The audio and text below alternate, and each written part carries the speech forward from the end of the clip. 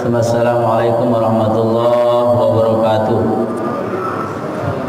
Alhamdulillah wassalatu wassalamu ala Rasulillah Muhammad bin Abdullah wa ala alihi wa sahbihi wa man tabi'ahu wa wala. La haula wa la quwwata illa billah.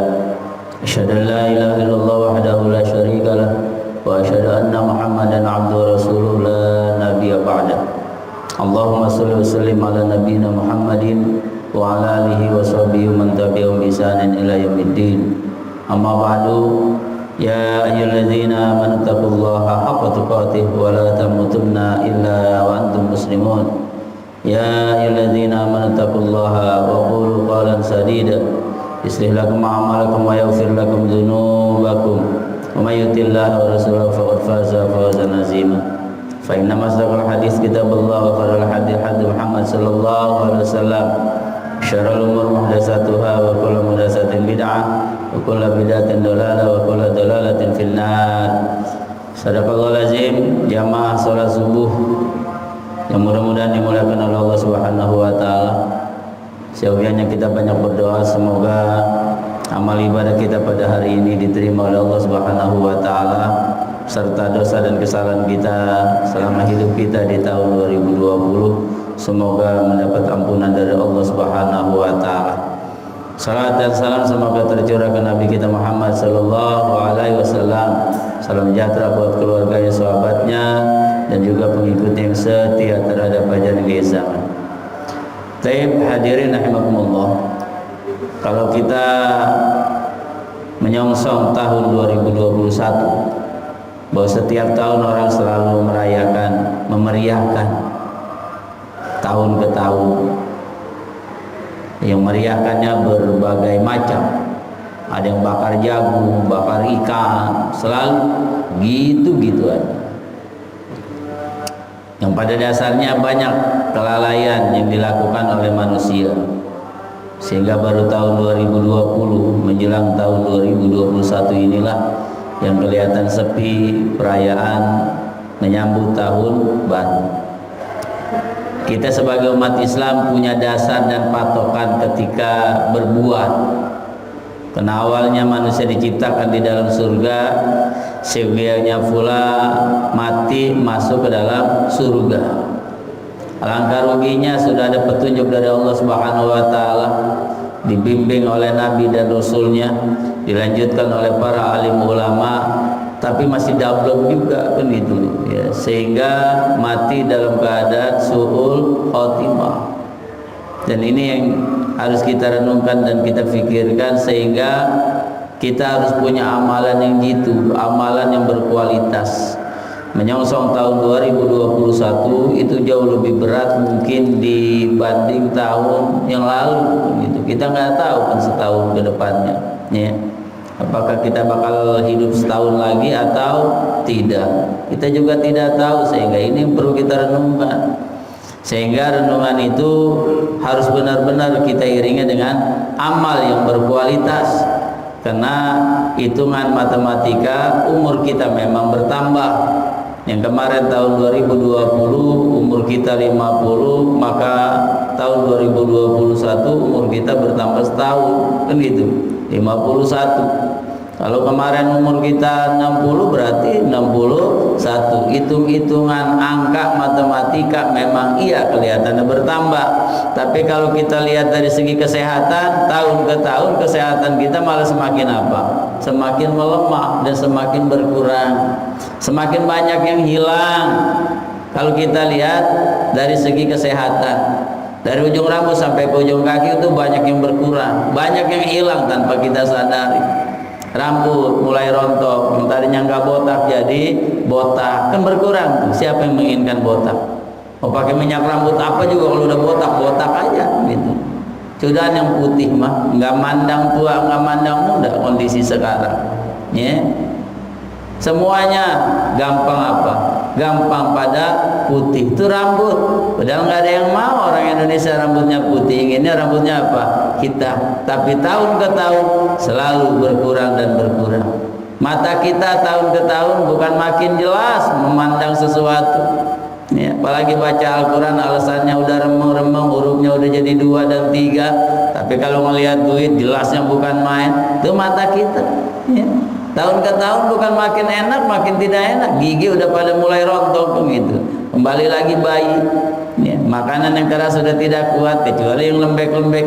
Ini udah merupakan, belum lagi kulit bikin keriput dan sebagainya dan sebagainya. Kita mau pakai pola olahraga bagaimanapun, saat berolahraga kelihatannya gagah, naik motor gagah, bersepeda gagah. Coba selesai naik sepeda, kan gitu ya, menandakan bahwa fisik kita tahun ke tahun nggak ada yang makin apa, yang makin gagah. Tidak ada yang makin kuat, apalagi di atas umur 50 sampai 60 tahun. Apa kira-kira kita bakal 50 tahun ke depan lagi masih hidup? Masya Allah, sampai 100 tahun umpamanya, ya. Kan nggak mungkin gitu. Nggak ada kata itu mustahil bagi Allah. Iya, bagi Allah tidak ada dan mampu segala-galanya. Tapi kita lihat visi kita kan gitu, ya. Sehingga kita harus benar-benar memahami kondisi, bukan sekedar menyambut tahun kelihatannya bertambah, tapi harus kita renungkan jiwa kita nih dari mana, lalu mau kemana, kan gitu. Sehingga kita udah tahu bahwa kita ini manusia dan bakal kembali semuanya berjumpa dengan Allah. Persoalannya saat berjumpa itu Allah senang atau tidak bertemu dengan kita. Dan ini jadi persoalan besar. Yauma la yanfa'u malun wala banun hatta man atallaha biqalbin salim. Ya. Pada suatu hari nanti harta dan anak tidak bermanfaat, tidak bisa membantu kita.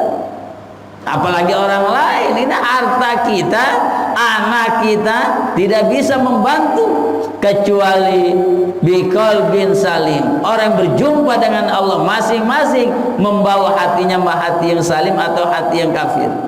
Dan ini yang perlu kita renungkan dan harus kita pahami, bahwa materi menyongsong tahun 2000. Dan ini bukan menyongsong, memang udah tahun 2021. Apa yang harus kita lakukan? Ada 10 hadirin amalan yang berkualitas yang harus kita lakukan. Yang pertama, evaluasi hubungan kita dengan Allah Subhanahu wa taala. Udah sejauh mana hubungan kita dengan Allah Subhanahu wa taala? Apakah kategori orang yang dekat atau malah yang jauh? Orang Islam itu dalam Al-Qur'an ada 3 kelompok. Summa awrasnal kitabal ladzina istafaina faminhum zalimun li nafsihi wa minhum sabiqun bil khairat wa minhum muqtasidun wa minhum sabiqun bil khairat biidznillah. Hamba-hamba Allah yang telah Allah berikan Alkitab. Ini kan berarti manusia, ya. Umat Islam, bukan orang kafir. Ini orang Islam hadirin, bukan orang kafir. Ayat ini berbicara tentang orang apa? Orang Islam. Perlu garis bawahi. Summa awrasnal kitabal ladzina istafaina. Orang-orang hamba Allah yang telah Allah pilih. Siapa dia? Orang Islam. Ternyata ada 3 kelompok. Ini ketika berbicara kaitan kita evaluasi diri, hubungan kita dengan Allah Subhanahu wa taala. Ternyata umat Islam itu terdapat 3 kelompok. Yang pertama, zalimul li nafsi. Zalim terhadap dirinya. Nggak aneh ketika memang dia pecinya sama, bajunya pun sama, agamanya pun sama, tapi amaliatnya kadang belum tentu sama. Kenapa? Karena ada yang soleh, ada yang salah. Fa'alhamaha fujuraha wa taqwaha. Orang fujur dan orang takwa selalu ada di mana? Di dunia. Dan ini bukan berbicara orang kafir, tapi berbicara orang Islam. Yang fujur di kalangan orang Islam banyak. Ya. Yang baiknya pun banyak, yang soleh banyak, yang salah pun jauh lebih apa? Lebih banyak. Kenapa yang salah lebih banyak? Zalimul li nafsi, zalim terhadap dirinya. Sehingga banyak Allah membagi dua-dua. Ya, innal abrara lafi na'im wa innal fujjara lafi jahim. Abrar, fujjar, soleh, salah. Kenapa? Karena zalim terhadap dirinya. Sehingga kalau orang Islam membenci Islam, kena zalim. Tinggal posisi kita adanya di mana? Di zalim atau di luar dari itu. Yang kedua yang pertengahan, ya. Masih ada keseimbangan, ya. Masih kumpul dengan orang Islam gitu, tapi maksiat, ya kategori orang-orang munafikin lah gitu loh. Dan itu pun lebih berbahaya sebetulnya. Yang ketiga, sabiqun bil khairat, orang yang selalu mengharap ridho Allah Subhanahu wa taala. Yang terbaik. Ini orang Islam aja ada 3 dalam mendekatkan diri kepada Allah Subhanahu wa taala. Kita posisinya ada di mana? Apakah dosa kita jauh lebih banyak daripada kebaikan? Kan kita bisa menimbang-nimbang, hadirin, ya. Jangan sampai nanti sudah Allah gambarkan famma man saqulat mawazinu fa huwa fi satir radiyah wa amma man hafat mawazinu fa ummuhu hawiyah. Itu sudah ada gambarannya, sehingga kita tahun ke tahun harus bisa meraba. Aduh iya. Apa caranya dalam rangka mendekatkan diri kepada Allah? Ya salat kita bagaimana kualitasnya? Nih. Tahun ke tahun harus meningkat dan harus lebih. Harus kita jadikan bahwa kita bagian daripada sab'atun yuzilluhumullahu yauma la zilla illa zilluh. Ya, 7 golongan yang mendapat naungan pada satu hari yang tidak ada naungan kecuali naungan Allah Subhanahu wa taala. Siapa dia? Orang yang hatinya selalu dekat dengan siapa? Dengan Allah Subhanahu wa taala. Cirinya adalah salat kita. Ya. Salat kita berjamaahnya full atau tidak dalam sebulan? Full tidak dalam setahun. Itu yang perlu kita evaluasi, hadirin. Bukan tok suku, ya. Karena dari 7 golongan salah satunya adalah orang yang selalu mengaitkan hatinya kemana? Ke masjid. Berarti tiap waktu, bukan tok suku, ya. Walau subuh itu merupakan tanda dia adalah orang soleh. Jika memang subuhnya berjamaah, insya Allah zuhur, asar, maghrib, isya dan yang lainnya pun, ya, insya Allah dia akan usahakan untuk apa? Untuk sholat berjamaah. Menariknya ketika kita sudah terbiasa sholat berjamaah, dimanapun kita berada, pasti hati kita akan mengaitkan hayya 'alas sholat. Nah, mana masjid? Tapi perlu kita evaluasi, adakah yang bolongnya dalam setahun? Berapa kali kita bolong tidak berjamaah? Hadirin, masya Allah, sholat berjamaah 27 derajat. Kalau sendiri cuma 1. Ya, bayangkan hampanya kita sholat kalau sendirian. Ya. Ini salah satu kedekatan kita kepada Allah Subhanahu wa taala. Yang kedua apa? Ibadah mahdoh, hadirin. Puasa, ya. Setahun bulan Ramadan. Tapi kan ada puasa-puasa yang lain, puasa-puasa sunnah yang mau tidak mau harus kita lakukan. Karena ketika kita berbicara tentang Allah, maka enggak lepas kita harus berbicara tentang Rasulullah Sallallahu Alaihi Wasallam. Jalan dialah yang harus kita lakukan. Karena andai kata kita hanya berbicara tentang Allah, kita beribadah karena Allah, tapi tata caranya tidak sesuai dengan ajaran Rasulullah SAW, maka jangan diharap pula amal ibadah kita diakui oleh Allah.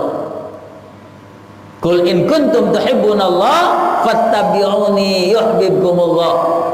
Siapa yang ingin dicintai oleh Allah, maka ikutilah ajaran Rasulullah Sallallahu Alaihi Wasallam. Baik berakhlak kepada Allah, cinta kepada Allah, Rasul cinta kepada sesama manusia. Bagaimana haqqun minallah, bagaimana pula haqqun minan nas. Bagaimana kita kedekatan kepada Allah, bagaimana pula kita kedekatan kepada sesama manusia. Apa yang dijalankan oleh Rasul? Ya. Bisakah kita? Jelas tidak bisa, memang. Tapi paling tidak kita mendekatkan apa yang dilakukan oleh Rasulullah Sallallahu Alaihi Wasallam. Ya. Sehingga kita berbicara tentang sunnah itu adalah sesuatu yang wajib. Walau ya, kita memang tidak lepas dari perbuatan-perbuatan yang bisa saja banyak mengandung bid'ah, harus kita kikis pelan-pelan. Ya, kan ada yang bid'ah, ada yang tidak, gitu. Beda dengan furu'iyah, hadirin. Furu'iyah dengan bid'ah jangan disamakan. Kunut. Bid'ah apa kunut? Kunut, bukan bid'ah. Kalau pengen ngaji, Ustaz Adi Hidayat ambil, baru akan detail menjelaskan tentang apa furu dan bid'ah. Jangan kita samakan antara furu dengan bid'ah. Jangan ngaji soal sunnah, dia doang yang sunnah, yang lain tidak sunnah. Gara-gara jenggotan ustaznya, sunnahnya Pak Ustaznya jenggotan.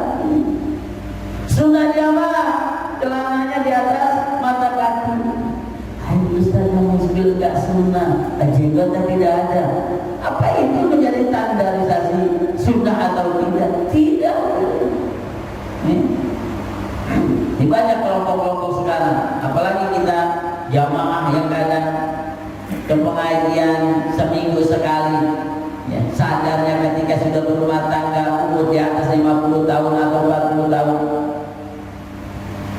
dia baru ketemu dengan salah satu ustaz yang berbicara ini bid'ah umpamanya, dia udah merasa apa? Benar, sehingga bikin masjid lagi. Masjidnya zaman Nabi dianggap bersejarah kalau seperti itu begitu. Kita harus bisa membedakan mana yang benar-benar itu melanggar aturan Rasul dan mana yang sebatas dunia. Kalau hari ini masih berbicara mudah bid'ah, mau sampai kapan umat Islam ada persatuannya gitu loh, ya.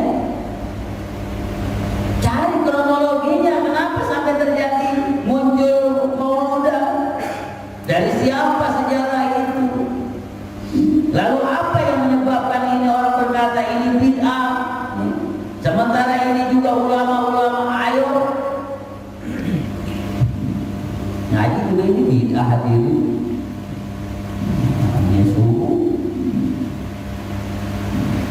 Kalau memang mau diselalukan apa yang dilakukan oleh Rasulullah Shallallahu Alaihi Wasallam, semuanya pakai masker, tidak zaman ada pakai masker, nggak ada tuh.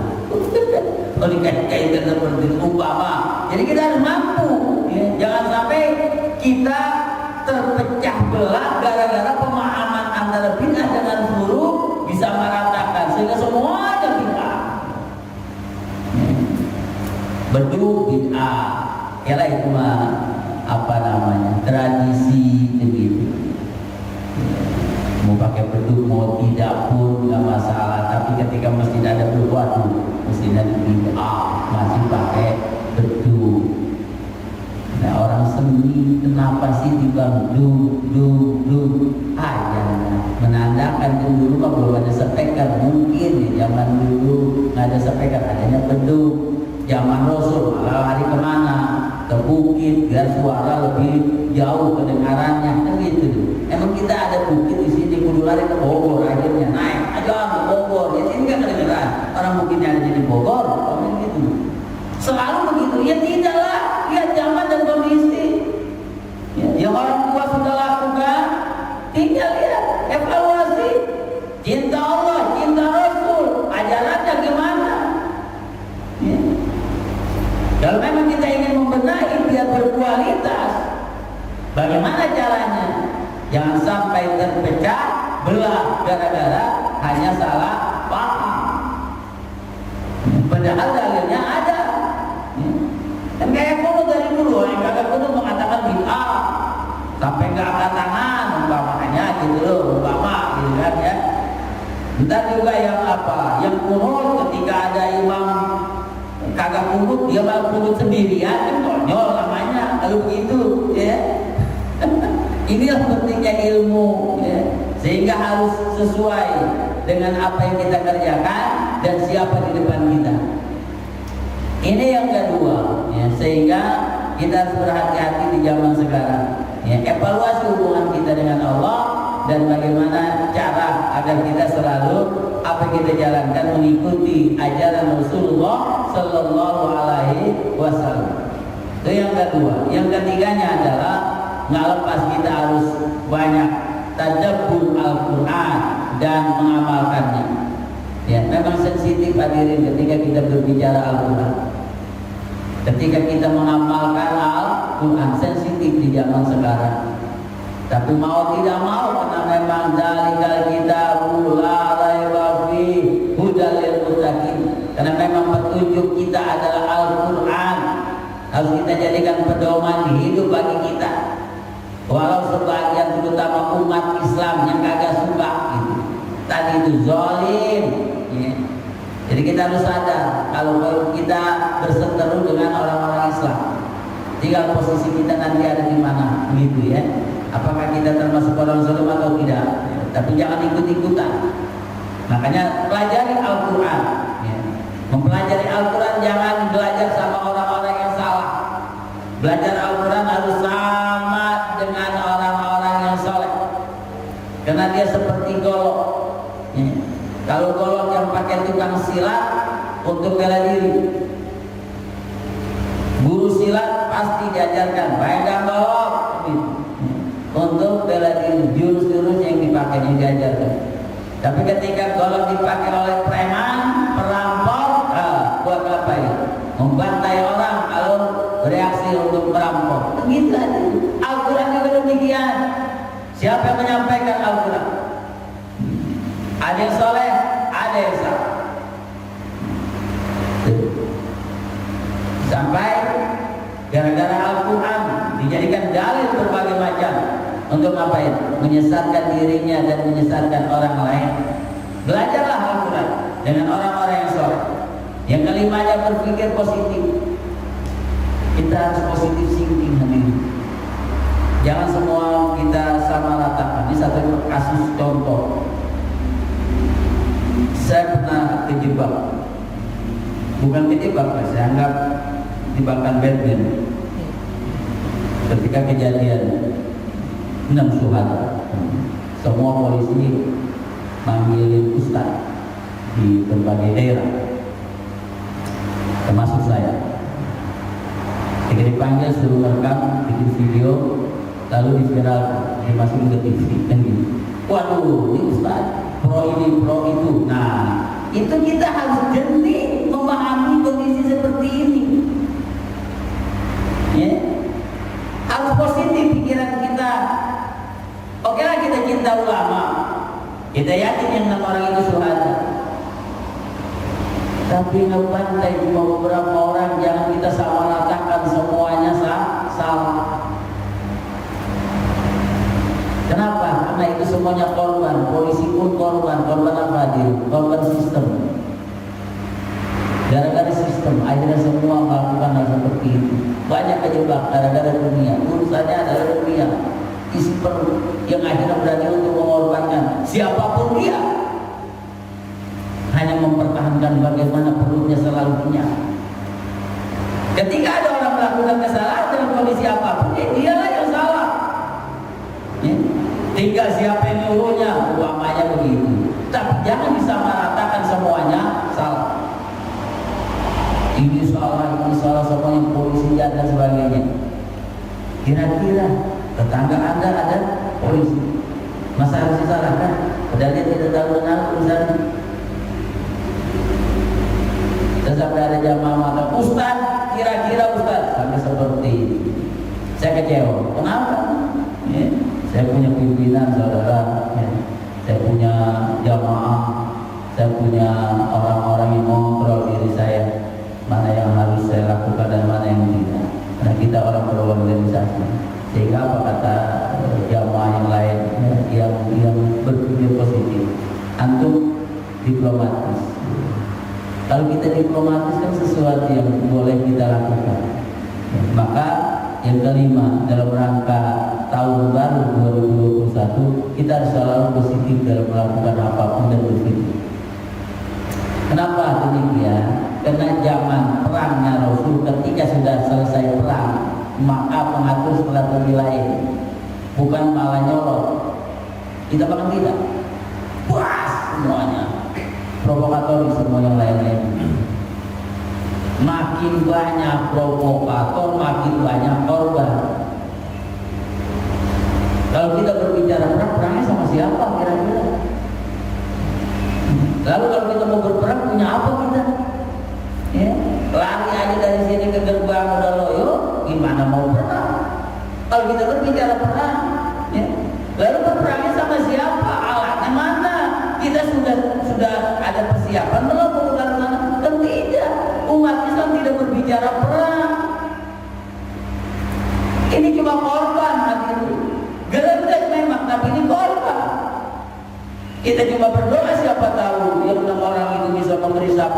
ada 700 orang. Itu aja yang kita doakan, karena dia tidak tahu menau, bisa saja dia memang menjadi satu sasaran dan korban. Karena kenapa? Sistem. Sehingga siapapun presidennya, kalau sistemnya sampai seperti ini, tahun-tahun dari zaman Bung Karno, lihat sejarah Umaro dengan ulama tak pernah akur gara-gara apa? Isi perut. Kalau negara bicaranya apa? Urusannya dunia. Sementara ulama bicaranya mana? Akhirat. Itu tuh yang gak nyambung. Namun kita harus punya strategi bagaimana caranya. Yang keenam itu bisa menyatukan antara ulama dengan umaro sehingga menjalankan negara ini sejalan dengan gerakan ulama dan umaro. Begitu. Dan itu gak gampang bisa. Dulu Buya Hamka, Muhammad Nasir, mereka pernah jadi Perdana Menteri. Berarti berkecimpung di mana? Di negara. Padahal dia ulama keras. Pernah ditangkap pada zaman Soekarno apa Soeharto. Buya Hamka pernah ditangkap. Dia ulama dekat dengan ulama. Selalu demikian ulama. Sehingga jangan seolah-olah ketika terjadi itu, wah harus perang. Yang kali itu kalau kita berbicara selalu ke sana, orang-orang yang tidak berdosa yang akhirnya akan semakin banyak, terutama generasi muda, aset negara generasi muda dan aset umat Islam. Kenapa? Karena umurnya masih panjang peribahasanya. Kalau kita mau kelola untuk ke depan, mereka masih jauh harapannya. Tapi kalau kita korbankan, kita sedikit dari tahun 2000 banyak korban. Anak-anak muda dulu pengantin, anak-anak muda yang dikorbankan, bunuh diri, bom bunuh diri dan sebagainya. Maka ulama mengatakan menghadapi tahun 2021 kita harus berpikir positif dan mengatur strategi. Artinya mengatur strategi, ya ibadah kita lah yang harus berkualitas. Yang keenamnya merajuk ukhuwah, tanamkan ukhuwah Islamiyah, baik di antara kita maupun di antara umaro, watoniyah, hubul waton minal iman. Cinta negara bagian daripada iman. Itu bukan hadis, tapi itu motivasi agar kita memang harus cinta negara. Cinta NKRI. Bagaimana kita mencinta NKRI kalau ribut dengan umaro, begitu. Tapi umaronya nggak adil. Nah inilah tugas kita. Bagaimana caranya mengajak biar umaro semuanya adil. Makanya dari tingkat RT, tingkat RW juga harus kerjasama. Jangan sampai orang masjid memusuhi RT. Jangan sampai orang masjid memusuhi RW. Atau sebaliknya, RT jadi intel ke masjid. Ustaznya catat. Di DKM-nya catat. Baru jadi RT udah jadi intelijen. Begitu umpamanya, Ini kan nggak sinergi jadinya kita umat Islam. Di mana kemarin yang di Ustaz? Nggak perlu kita keras-kerasan. Udahlah, ayo. Karena di antara kita saja di satu masjid itu belum tentu 100% akur. Ini mohon maaf saya katakan. Jangankan pengurus dengan jamaah, pengurusnya aja pun visi-visinya belum tentu sama. Betul nggak kira-kira? Setiap masjid kita untuk menyatukan bagaimana kita umat Islam Allah bersatu, berbicara bersatu, berbicara antara kuliah dengan ini aja nggak pernah akur, kuliah dengan kakak kuliah nggak pernah akur dari dulu. Untuk menyatukan itu aja berbicara ini kuliah, oke lah toleran, urusan sehingga boleh dikerjakan, boleh tidak, nggak perlu dibincangkan dan nggak perlu didebatkan begitu. Tapi tetap tahun-tahun selalu ketika pengajar bicara fikih selalu ada pertanyaan-pertanyaan seperti itu. Dan ini yang harus kita perhatikan, sehingga lagi-lagi jangan sampai belajar dari pengalaman demi pengalaman. Sudahlah yang sudah. Kita harus belajar kejadian demi kejadian sebagai umat Islam. Yang lagi-lagi banyak korban adalah umat Islam. Berarti kita takut sama Ustaz, bukan berbicara takut. Kita siapa yang nyuruh perang? Komandonya ada nggak? Ya, yang nyuruh perang tidak ternyata. Ya, belum ketemu. Maka oleh karena itu hadirin rahimakumullah, ya, kita sebagai umat Islam tanamkan persatuan. Karena innamal mu'minuna ikhwah, orang muslim itu adalah bersaudara. Tapi dia zalim. Ya, bagaimana kita mendakwai mereka biar mereka tidak zalim? Ya. Yang terakhir hadirin, tetap kita harus memprioritaskan urusan akhirat. Kenapa bicara urusan akhirat? Ya, agar kita menyongsong mati kita dalam kondisi husnul khotimah. Ya, tetap orientasi kita adalah akhirat. Di awal tadi sudah saya katakan bahwa kita berasal diciptakan di dalam surga, maka matinya kita pun nanti dibangkitkan oleh Allah, bercita-cita masuk ke alam surga kembali. Itu harapannya. Bagaimana caranya? Hanya ada dua, ya. Buka pintu kebaikan selebar-lebarnya dan tutup pintu kemaksiatan serapat-rapatnya. Hanya dua konsep. Ketika kebaikan kita lakukan sebanyak-banyaknya, tidak melanggar negara ketika kita melakukan kebaikan. Yang melanggar negara itu kalau melakukan kekerasan, ya, perlawanan, itu yang akan dianggap bertentangan dengan apa? Dengan negara. Tapi selagi melakukan amal soleh, apapun yang ada dalam Al-Quran maupun hadis Rasulullah SAW, maka insya Allah itu tidak bertentangan dengan negara. Maka bukanlah selebar-lebarnya melakukan amal kebajikan, melakukan amal soleh alias amal ma'ruf, dan yang paling berat memang adalah nahi munkar, menutup ya serapat-rapatnya kemaksiatan, dan ini ada bagiannya. Sehingga bagi kita pribadi, ya, buka kebaikan pada hati kita dan jiwa raga kita untuk selalu melakukan kebaikan, dan usahakan jiwa raga kita untuk menutup keburukan-keburukan agar saat kita mati dalam keadaan husnul khotimah. Sehingga harapan itu sesuai dengan doa sapu jagat yang selalu kita panjatkan, Rabbana atina fid dunya hasanah wa fil akhirati hasanah wa qina adzabannar. Bahagia di dunia dengan kehidupan yang menyenangkan, juga bahagia di alam akhirat masuk surga. Nikmat masuk surga kalau selamat dari neraka. Karena ada orang ya masuk surga lalu masuk pula ke dalam neraka karena ya ada sanksi-sanksi yang lain. Maka tiga macam ini, bahagia di dunia, bahagia di akhirat, selamat dari neraka. Kalau orang itu sudah selamat dari neraka, insya Allah dia pasti masuk dalam surga. Tapi jangan konyol, apa-apa di neraka juga, asal Allah itu, maka api neraka nggak akan panas. Dari mana dalilnya? Tetap nggak ada kata-kata seperti itu. Itu mengucapkan orang-orang bodoh yang tidak punya kebaikan. Mudah-mudahan kita diberi negara yang lebih baik oleh Allah Subhanahu wa Ta'ala. Sampai di sini ada yang bertanya, katanya mau dibuka tanya jawab, silakan. Allahumma bihamdika asyhadu an la ilaha illa anta astaghfiruka wa atubu ilaik. Assalamualaikum warahmatullahi wabarakatuh.